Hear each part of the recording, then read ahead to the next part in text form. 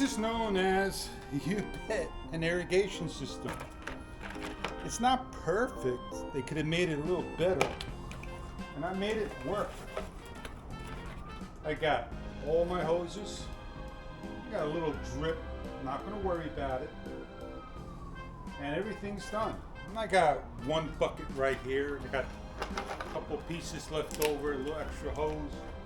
And I may put it over there because that's where my peppers may go whatnot. It's all set up. All I gotta do is get a nice container of water.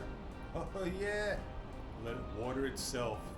I could have made this one step further. I could have put a big bucket underneath there so when the water dripped in, it recycles back in. But you know that story. I'm not that good. You're better than me.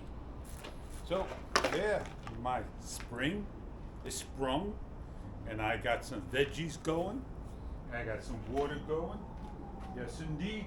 You can see the little wetness. And I let that thing run down dry, because once it's dry, it shuts off. It could water for 5 minutes, 24 hours, or 12 hours. It could water 10 minutes or 20 minutes for 12 or 24 hours.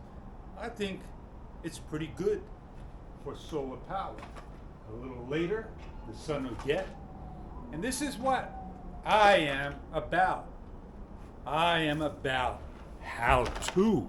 You like to see how-to stuff? You like to see me destroy something how-to until perfection how-to? Come and join my channel and you'll see what I'm all about. I'm Fish. Now catch you on many other videos to come. Have a great day, everybody. I was going to use this. This is a lot thicker, wider diameter. It's for the hose. Well, I didn't want to bring my irrigation to that side, and I'm happy enough with this. If I want to, I got plenty of hose. Well, 45 feet, ladies and gentlemen, is enough to do that whole area. It is. You want more? You can get more. Well, we'll save this for another time.